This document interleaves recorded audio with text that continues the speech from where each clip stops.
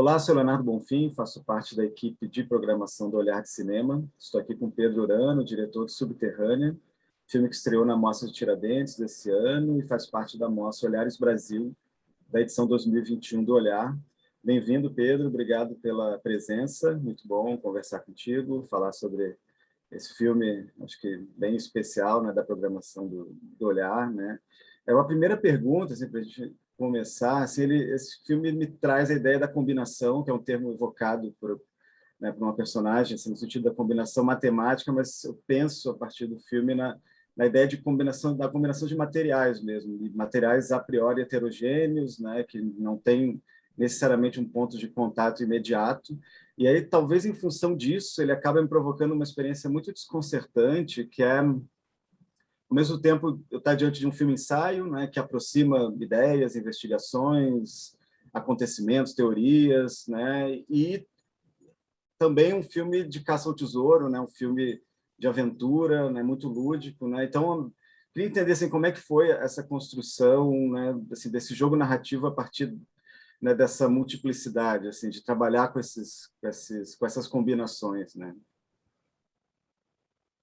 Bom, não sei se eu tenho uma resposta para essa pergunta, mas de todo jeito, bom dia, obrigado pelo convite, Léo. E, bom, são muitas coisas, né? Acho que o filme são muitas coisas, assim. Eh, Como foi trabalhar? Foi uma loucura total. Esse é um filme muito, ao mesmo tempo, muito.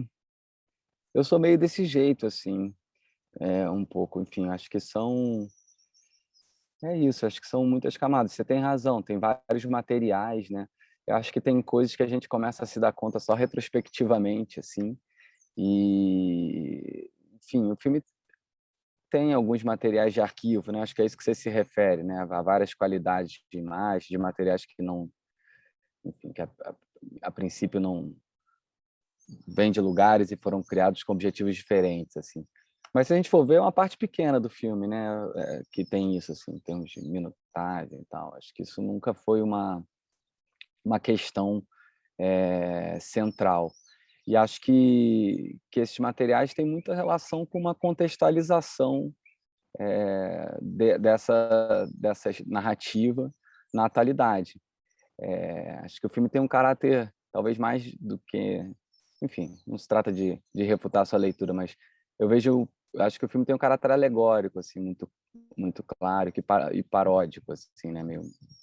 Então acho que a minha geração viu muito filme de aventura, assim, né, à la Indiana Jones, Goonies, e de alguma forma o filme também, entre muitas outras coisas, é uma resposta a isso, mas uma resposta pouco estudada, assim. Eu também não fiquei estudando esses filmes, então é um pouco os restos desses filmes na memória, estruturando uma um comentário sobre a atualidade, assim, né. E lembrando que esse filme foi filmado em 2018, se eu não me engano, e finalizado em 2019. Não, putz, agora estou na dúvida, ou talvez 2019 ou 2020. Ele foi finalizado ao longo de 2020, né, já foi finalizado durante a pandemia. Foi montado antes da pandemia, mas foi finalizado durante a pandemia. Então acho que tem um pouco de, enfim, é isso, assim, essa descida ao subterrâneo, assim, que acho que pode ter muitas leituras, mas que de alguma forma, para mim, funciona como uma imagem da atualidade, assim, a partir do Brasil. Eu penso muito a partir de imagens, assim. Acho que a conceituação vem um pouco depois. Não sei se eu respondi tão bem essa pergunta, mas Não, acho que sim, a gente pode pegar outros, né, tem a frase, uma das frases, né, o filme tem muitas eurecas, né, que são muito interessantes, assim, esses momentos de descoberta, né, dos personagens e aquela, será que está tudo interligado, que eu acho que ela é muito significativa para pensar não só, enfim, os acontecimentos que o filme traz e apresenta e resgata, mas a própria ideia mesmo de uma coleção, assim, né, porque eu fico pensando também, se aproximar o Lima Barreto, do Hélio de Sica, e com essa referência do Spielberg dos anos 80, você está ali, de alguma forma, combinando também essas, enfim, fazendo uma coleção, acho que criando uma coleção que eu não sei se é uma coleção pessoal sua, que foi um trabalho com o João Paulo Cuenca, né, que fez o roteiro do E não, filme, né? é um filme extremamente pessoal, mas também com a contribuição de várias outras personalidades. E o Cuenca, sem dúvida, essa articulação entre Oiticica e Jules Verne, né, que é a Viagem ao Centro da Terra, e o Lima Barreto é uma articulação inicialmente do Cuenca, assim, porque o filme ele tem origem. Esse filme ele originalmente foi um edital de documentário. Esse filme foi um documentário já no início. Ele era um documentário com um pouquinho de ficção e virou uma ficção com um pouquinho de documentário. E no meio desse processo eu ainda morava em Nova Friburgo, na Serra do Rio. Hoje eu moro em Petrópolis. E o Cuenca passou na cidade e aí ele foi lá em casa, enfim, a gente já se conhecia, eu fotografei um filme dele, né, em 2014, eu acho. E aí eu falei para ele, poxa, eu tô com esse filme para fazer, que finalmente é um projeto antigo que saiu, mas agora eu já não quero mais fazer um documentário, eu queria fazer um filme de ficção e tal. Contei um pouco das ideias e aí ele sacou da cartola um monólogo que ele já tinha escrito há algum tempo, chamado Viagem ao Centro do Morro do Castelo, que era justamente essa articulação entre o Oiticica e principalmente Jules Verne e Lima Barreto. E o monólogo é bem diferente, é um monólogo, enfim, do filme, mas serviu de base para o roteiro. Foi a partir desse monólogo que a gente começou a desenvolver o roteiro. Aí entrou aí a Silvana Stein, a nossa protagonista, a atriz do filme. Olá, Silvana, Mas eu acho bem-vinda. assim. Olá, bom dia. Bom dia. Seja bem-vindo. E aí eu acho que, enfim, eu entendo arte muito como articulação mesmo. Como, enfim, revelar as relações entre coisas, evidenciar certas relações, enfim. Enfim, arte, para mim, é um pouco a articulação. Então, o trabalho do filme foi muito nessa direção, dessas articulações, assim. É um pensamento muito analógico, muito relacional, assim, né? Uma lógica de contraste, né? Eu venho muito da imagem, então muito uma lógica de contraste, de botar as coisas para conversarem e tal. Quando você estava falando, eu lembrei de uma outra coisa, mas agora eu esqueci. Você estava falando das articulações, né? Do Oiticica, enfim. Dessa combinação, enfim, mas eu acho que aproveitando a Silvana, você trouxe essa ideia de que num primeiro momento era um documentário, justamente é algo que chama muita atenção, esse aspecto não só ficcional, mas hiperficcional, né, do filme, que é muito legal. E aí, aproveitando a Silvana, ela também, enfim, quiser responder como foi essa passagem e esse encontro, né, essa dupla de protagonistas que é muito cativante, né? A gente vai acompanhando essas descobertas e vai sendo levado por eles, né? E a construção desses personagens e o modo de, enfim, de encenação, de atuação também é muito, né, singular. Eu acho que isso tudo acaba, enfim, essa potencializando. Né, eu quero ouvir muito a Silvana para ver o que ela vai dizer. Mas essa pré-história documental do filme, ela é anterior à Silvana, né? A Silvana já entrou quando o filme já era uma ficção. E, enfim, tem muitas histórias aí, mas cumpre lembrar que um desses aspectos documentais que sobreviveu ao filme é que os personagens têm os mesmos nomes dos atores, né? E quando eu conheci a Silvana, e pensando nessa personagem da professora de geologia, a Silvana chama Silvana Stein, né? Stein é pedra, se eu não me engano, em alemão. Assim. Então, quando eu filmava com o Cuenca o filme dele, a gente conversava muito sobre isso, que no Brasil já não cabia mais metáfora, estava tudo ali, dado, era tudo evidente, né? Essa história de que jamais haveria surrealismo no Brasil, porque a realidade já ultrapassa aqui qualquer senso de verossimilhança à realidade. Mas diga lá, Silvana. Não, assim, foi um grande desafio a questão do texto, né? Porque, embora ele seja uma ficção, ele tem muitas informações que são reais, né? Essa coisa de um Rio de Janeiro que está sendo conhecido, assim, o Rio de Janeiro é visto de uma outra forma. Então, a questão textual, ela foi bem complexa, assim, no sentido de fazer aquelas palavras, de fato, existirem como com uma certa naturalidade. Assim, é um texto muito difícil de ensinar. Devo confessar que é bem difícil, porque ele é muito informativo. Né? Ele tem não é uma coisa simples, assim, não foi simples. A lida com aquelas informações e aquilo ficcional, assim. Acho que é um pouco isso. E todas as dificuldades da filmagem também, porque, como eu falei, o filme era um documentário, então nessa transformação ele não, num passe de mágica, ele não passou a ter um orçamento de ficção. Então a gente fez um filme e a gente filmou em 2 semanas. E então isso exigiu muito dos atores, além da inexperiência do diretor com direção de atores, teve enfim, esse pouco tempo. A gente teve ensaio e tal, mas e eu digo isso porque a Silvana foi fundamental. Eu brinco com ela que ela salvou meu filme, porque ela tem uma capacidade de concentração e uma seriedade que bem raras, assim, sabe? Aí no último dia de filmagem eu descobri que quando ela não estava em cena, ela usava um tampão de ouvido. Eu achei isso extraordinário, assim, para manter a concentração no meio daquela equipe ruidosa, assim. Mas foi isso. Acho que o filme tinha esse caráter meio de urgência. E num bom sentido, não estou aqui chorando pitanga de não ter, enfim, dinheiro, não é isso. Mas eu queria fazer um filme urgente, então não se tratava de escrever um projeto e ficar 10 anos esperando, 5. Eu queria fazer um filme logo. E tanto assim que quando esse filme o projeto teve uma história mais longa, mas quando surgiu o dinheiro, a gente refez tudo. E o roteiro ficou pronto menos de um mês antes da filmagem.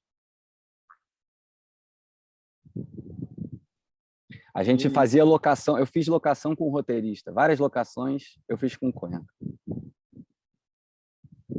Até fazer uma pergunta um pouco em função da ideia das locações mesmo, e desses que é um momento também, são momentos, acho que muito fortes do filme, esses passeios, né, pelo Rio de Janeiro, que a gente, né, pensa, né, um território já tão filmado, né, do cinema brasileiro, espaços históricos ali, a gente tem os dois personagens caminhando, passeando, investigando, e eu acho que o filme, a partir dessa presença deles, desse interesse deles, né, nesse espaço, introduz ou reintroduz, eu acho que um mistério, um elemento desconhecido, né, em espaços que, enfim, acabam sendo até quase cotidianos, mesmo para quem não vive no Rio, né, quem não conhece o Rio, mas que já, enfim, acompanha cinema, televisão.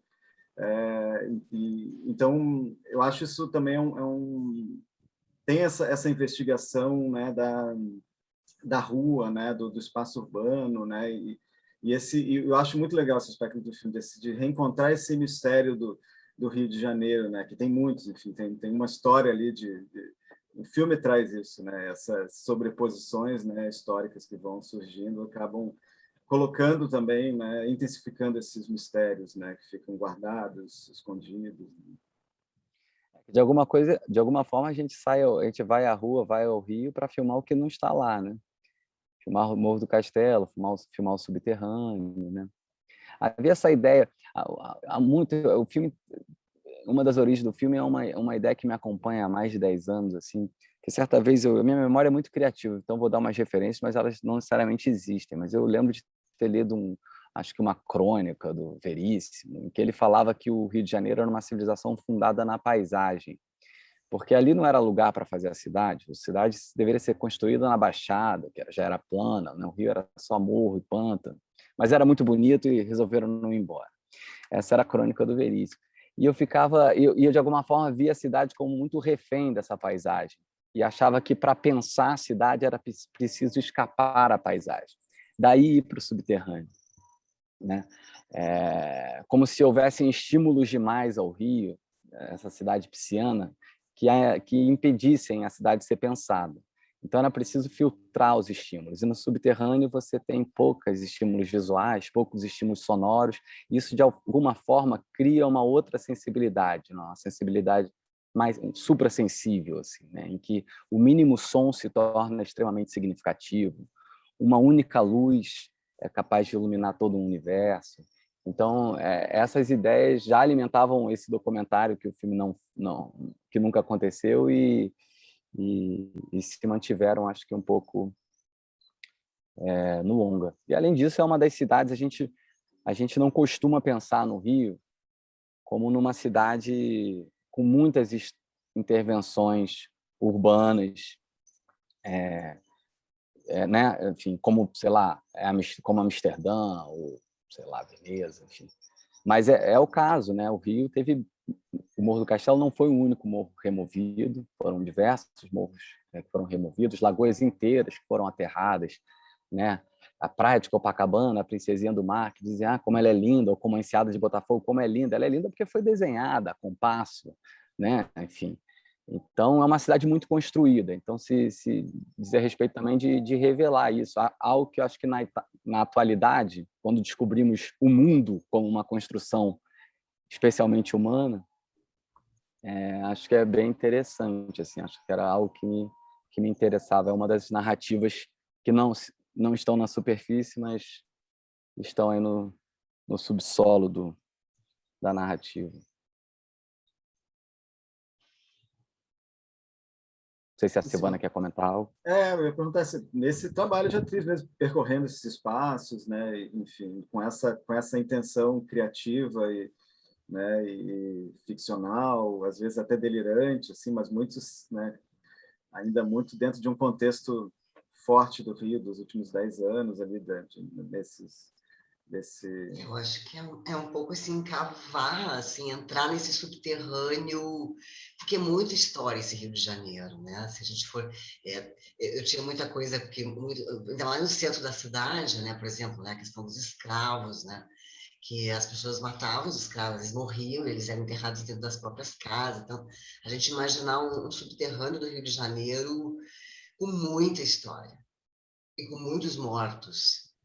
Então, tinha muito essa coisa da escuridão e da força que essa cidade tem, de uma coisa escondida, de uma coisa velada. Né? O Rio de Janeiro é muito velado, muito essa coisa do lindo, não sei o quê, mas há por baixo uma teoria de destruição o tempo todo, né? O Pedro falava muito isso para mim, assim, é uma cidade que tem a destruição como característica.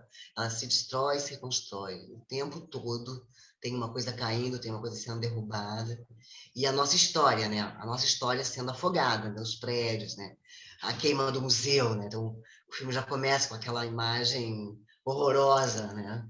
E é sempre isso, e não se fala, e se esquece, mas as cinzas estão lá, as coisas estão lá.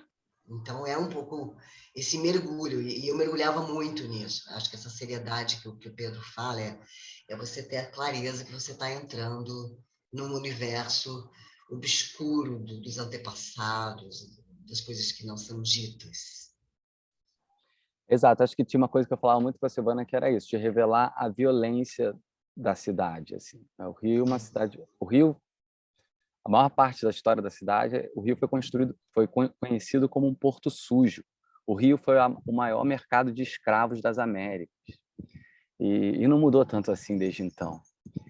E então era um pouco isso, assim. A personagem da Silvana, no momento desses epifânicos que você citou lá na Biblioteca Nacional, que inclusive foi construída a partir de uma primeira remoção do Morro do Castelo, né? A Biblioteca Nacional, talvez um dos últimos repositórios do conhecimento ocidental no Brasil, com a queima pelo menos no Rio, com a queima do Museu Nacional, né? Ela diz lá na biblioteca, ela diz a destruição como princípio, né? E que inclusive é o título de um texto de um pesquisador da cidade chamado Roberto Conduru, que articula essa pulsão de destruição da cidade, que era algo que também move o filme, né? Porque é muito louco, né? Você destruir a cidadela medieval onde a cidade foi fundada, onde estava enterrado o seu fundador, Estácio de Sá, enfim. E aí depois você vê que também se destruiu onde o samba nasceu, a Praça 11. Você mal consegue localizar na paisagem, assim como o Morro do Castelo, né? Porque não se trata só de uma simples remoção, é de um apagamento completo. Você tem dificuldade de localizar onde era o morro. Você tem dificuldade de localizar onde era a Praça 11. Enfim. Então, essa pulsão, nesse texto, o Conduru, ele articula essa pulsão por destruição com uma produção de imagens históricas de souvenir. Quase como que se você destruísse para depois louvar a imagem perdida, assim, né? E acho que isso dizia muito sobre a cidade, sobre o país. Acho que, enfim, se a gente até então eu pensava muito sobre o Rio, acho que de 2016 para cá essa pulsão de destruição, ela é muito evidente, pelo menos para mim, no país como um todo. E de alguma forma o que a gente encontrou no subterrâneo Mas teve gente que me perguntou, e o que vocês encontraram no subterrâneo, enfim. E acho que o que, de alguma forma, que a gente encontrou foi essa herança, foi todas essas questões que nós fomos enterrando e que, nos últimos 4 anos, voltaram com uma força, e já não há mais como escapar a encará-las, assim, né? Agora eu lembrei o que você tinha, quando você falou da articulação, tem outra frase que a Silvana fala, a Silvana, a professora Stein, na verdade, diz, né, através da boca da Silvana, que ela diz, tudo é uma coisa só e isso é tudo. E acho que é uma frase que resume bem essa ideia, para usar um adjetivo meio gasto, mas quase quântica ou holográfica, de uma visão de mundo em que tudo está relacionado, ou melhor, em que tudo está implicado. E essa, se eu não me engano, e minha memória não estiver me traindo, o que acontece com muita frequência, é uma frase do Rogério Sganzerla, ele que dizia isso: tudo é uma coisa só e isso é tudo. Que é quase uma piada com um discurso totalitário também, né? Ou totalizante, para ficar mais claro. Diga lá, Léo. Não, mas acho que faz muito sentido, e pensando, claro, o filme faz todo esse percorrido histórico, aproximando diferentes momentos, mas ele também, né, acho que vocês já trouxeram isso aqui, ele tem esse documento dessa última década, né, os últimos 10 anos, um pouco mais no Rio de Janeiro, que foram muito, enfim, violentos, foram muito, né, toda essa história que você está trazendo, essa ideia dessa destruição veio, acho que com força, né, e aí, claro, teve as Olimpíadas como um evento central ali, que eu acho que e pensando em tudo que todos os acontecimentos nesse excesso, nesse, né, eu gosto como o filme consegue trazer um pouco essa ideia da vertigem, que é um pouco a vertigem do nosso dia a dia, né, diante do excesso de informações, de notícias, de acontecimentos que parecem inclusive até provocados com essa intenção, né, de deixar a gente tonto, de não poder lamentar alguma coisa ou querer lutar por algo porque já vem outro, né, acontecimento, né, muito violento, né, enfim. E o filme consegue, né, para mim, de uma maneira muito interessante, provocar essa vertigem, né, de trazer, né, isso, as Olimpíadas, daqui a pouco você está ali no petróleo, né, e você, claro, está tudo muito conectado, pensando na história recente do Brasil, e vocês, em 80 minutos, ali, conseguem, enfim, construir esse cenário assim, dos últimos 10 anos ali do Rio de Janeiro. Né? Eu acho que, né, me provoca essa vertigem, que eu não sei se foi a intenção de vocês nessa criação, né, de trazer esse acúmulo, esse excesso, essa nossa, quantidade de coisa que aconteceu no Brasil, no Rio de Janeiro, nesses últimos 10 anos. E isso tudo ao som de um compositor do século XIX. É uma loucura, né? Assim, não dá. Mas sim. Enfim, acho que tem um pouco essa... Enfim, numa cultura em rede, toda a ideia está na vizinhança de todas as demais, né? Então, sem dúvida, tem um lado sombrio nisso, no sentido de impedir o pensamento, mas acho que a gente também não deve se intimidar e se abster de fazer essas relações, porque elas, por mais, ainda que pareçam absurdas, elas não são arbitrárias. Acho que isso que é importante também ficar claro. Pelo menos nesse filme, esse tanto de informação tão heterogênea, como você sublinhou, elas não são informações arbitrárias, elas estão, enfim, pelo menos foi essa a vontade, estão amarradas, e não só pela narrativa, mas com o percurso da cidade e de toda a vida que habita nele também, habita a cidade, assim, né? Humanos e além. E, enfim, o filme se passa na cidade, mas ele está observando outros acontecimentos, né? A partir desse subterrâneo, né? Do Brasil, assim. E que acaba que reflete um pouco esse momento do planeta, um pouco, mas do Brasil, né? A gente tem lá a barragem de Brumadinho estourando, né? Tem toda essa dinâmica do petróleo.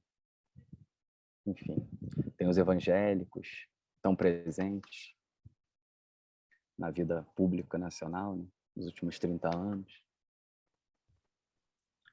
Bom, aquela imagem que aparece de um culto evangélico, né? Que a Silvana observa a partir do subterrâneo, Ela é um culto da Igreja Universal filmado no Maracanã. Maracanã lotado, nos anos 80. Então, há quase 40 anos atrás, né? E aqui estamos agora, buscando sair do buraco, porque tem isso. Eu quero fazer um filme seguinte, que é o Subterrâneo 2, A Volta à Superfície, que é um filme ascendente, é um filme subindo. A depender do Brasil, não sei quando isso vai acontecer. Espero que em breve. Cinema é luz e trevas, né? Cinema é Cinema é luz e trevas. luz e trevas. Que a gente falou do Lima Barreto, do Jules Verne, do Hélio de Sica. Tem o cabelo também, né? Tem o Cuenca e tem o cabelo. Tá lá também. Bom, a gente está chegando ao fim, assim, da conversa um pouco breve, né? Passa rápido, mas eu queria uma última pergunta, assim, se vocês quiserem comentar outras coisas, mas bem específicas sobre a trilha, né? O trabalho com a trilha no filme, que é muito também marcante, e aproveitando para perguntar para a Silvana também se tinha alguma referência antes, né? Enfim, para já pensar na atuação a partir dessa presença forte da trilha sonora e se já, né? Como é que foi essa construção? Né? Vai lá, Sil. Eu tinha uma proximidade de ser professora, né? Então eu tinha um pouco esse manejo, né? Então, eu fui professora há muitos anos, então eu tinha um certo manejo, assim, da coisa, né? Eu acho que isso me ajudou muito, assim, aquela cara professoral e tal. Eu acho que as locações, elas foram importantíssimas, assim, eu acho que as descidas, elas foram fundamental para a construção, para o entendimento, né? A tentativa de um entendimento do que é o filme, né? Porque ali na hora que você está fazendo, você não... Isso, né? Onde que eu vou me agarrar, né? Então, de fato, acho que a personagem se agarrou naquelas paredes escuras mesmo, assim. O Negro Léo foi uma pessoa importantíssima, ele foi um parceiro, assim, a gente estava muito junto. Acho que o Pedro foi muito feliz, assim, nessa nossa ligação, porque a gente deu muito certo. Ele é um cantor e um ator maravilhoso, assim. E tava nós dois ali atrás do filme, atrás das coisas, assim, e se agarrando de fato naquelas paredes, assim, tipo, descendo e descendo e descendo. E Pedro para lá e para cá, correndo, assim, porque era muito correria, né? Era uma coisa assim. Você imaginar um circo, é um circo, mas é um circo tecnológico que voa, porque as coisas elas se construíam, se desconstruíam, andando pelo Rio de Janeiro, saindo 6 horas da manhã, chegando 10 da noite em casa, e de novo, e essa construção e desconstrução o tempo todo. Assim, então o filme foi isso. E a construção foi isso. E o Negro Léo parceirão, assim, então dá para tirar o parceiro, ele foi muito importante, muito importante. Acho que é isso. Muito massa, porque teve acho que a performance da Silvana e do Léo, especialmente, ela teve uma dimensão física também, porque era um esforço, cara. Eles foram em muitos lugares, assim, enfim, não tem estúdio, né? Tudo, as cavernas são de verdade, assim, os buracos, as passagens, algumas muito estreitas, grutas que eles entraram, você tinha que entrar se arrastando, enfim, e eles compraram, enfim, claro, com toda a segurança e tal. Rio, né? Aqueles rios subterrâneos que a gente filmou também, enfim, que são afluentes do Rio Carioca.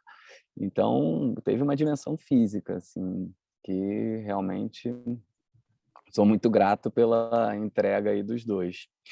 E, bom, em relação à música, quando chegou a hora da montagem, a referência, eu tinha muito essa referência desses filmes de aventura, especialmente Indiana Jones e Goonies, assim. Mas é complicado, porque depois do filme eu fui lá ver os filmes de novo e vi que, enfim, é bem diferente, mas o que ficou deles em mim. E eu queria ter uma trilha sinfônica. Eu sempre tive um trabalho, de todos os meus filmes, eu sempre tive uma preocupação muito grande com o som. Assim, eu sou muito fã de som em cinema, adoro.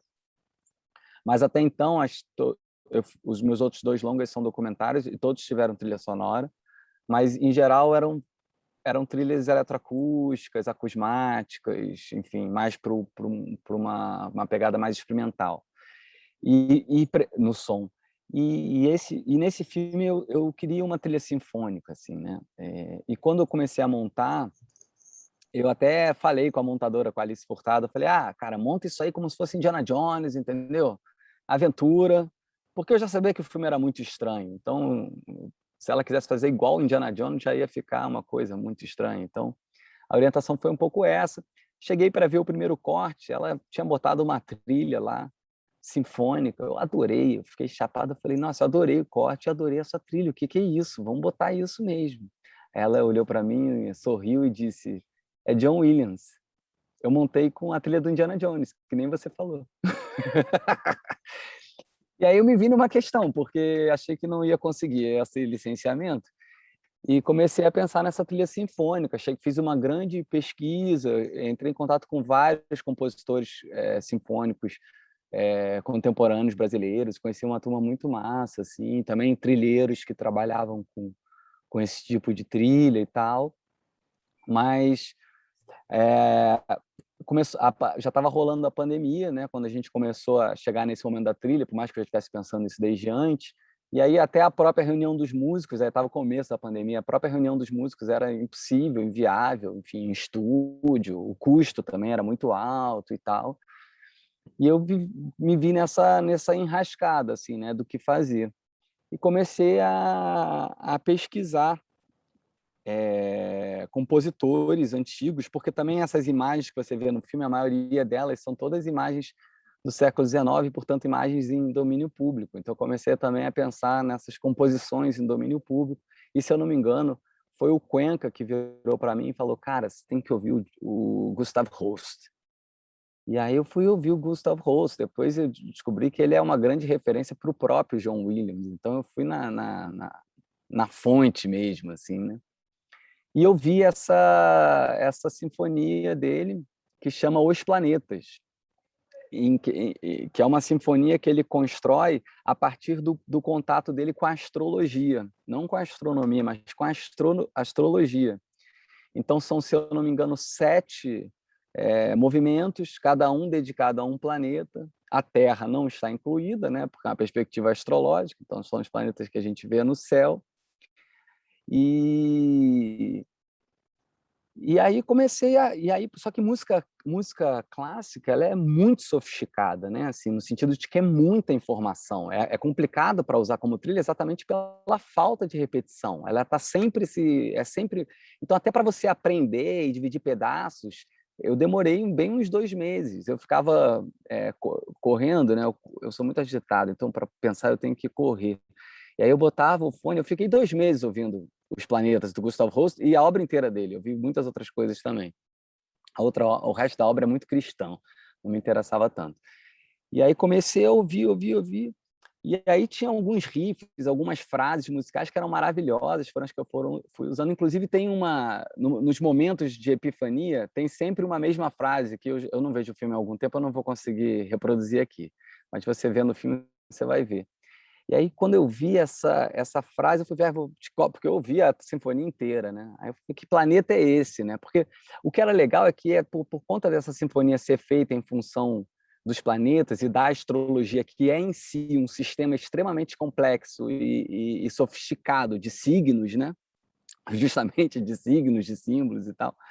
Eu falei, pô, ela é como que usar essa trilha adicionava uma nova camada de sentido ao filme, que já era, né, muitas camadas, um rocambole de camadas. E aí, quando vi esse riff que eu mesmo adorava, enfim, eu não lembro direito, eu fui ver qual era o planeta, e era Urano. Por acaso eu me chamo Pedro Urano, né? Enfim, não é uma coisa muito narcisista, mas assim, eu fiquei assim encantado, eu achei extraordinário, assim, né? E o Urano é um planeta das mudanças, das revoluções, né? Das mudanças repentinas, enfim.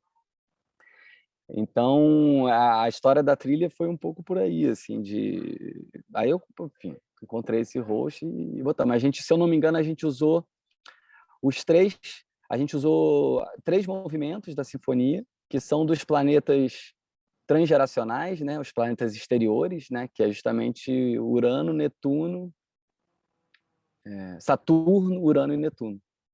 Saturno, Urano e Netuno são os três que estão no filme daí. Bom, aí eu tinha que conseguir também os direitos da gravação, né, que eram mais recentes. Esses não estavam liberados. E aí a gente descobriu que tudo que a orquestra de câmara ou sinfônica da Força Aérea Americana toca é liberado de direitos. E foi a gravação que a gente usou. Eu achei que tudo fazia algum sentido também. Eu achei, finalmente, vamos usar as Forças Armadas Americanas para algo que presta, né? Que faça algum sentido, que tenha alguma beleza. Então, botamos gringo para trabalhar. Maravilhoso. Acho que é um excelente final assim, para a nossa conversa, assim, uma conclusão. Eu agradeço muito a presença de vocês, assim, eu vi, enfim, as ideias, as histórias das filmagens, né? Enfim, então muito obrigado mesmo, e espero que a gente se encontre, né, fisicamente em algum lugar em breve, assim. É isso, pessoal. Obrigado. Tchau, obrigado, Léo. Foi um prazer.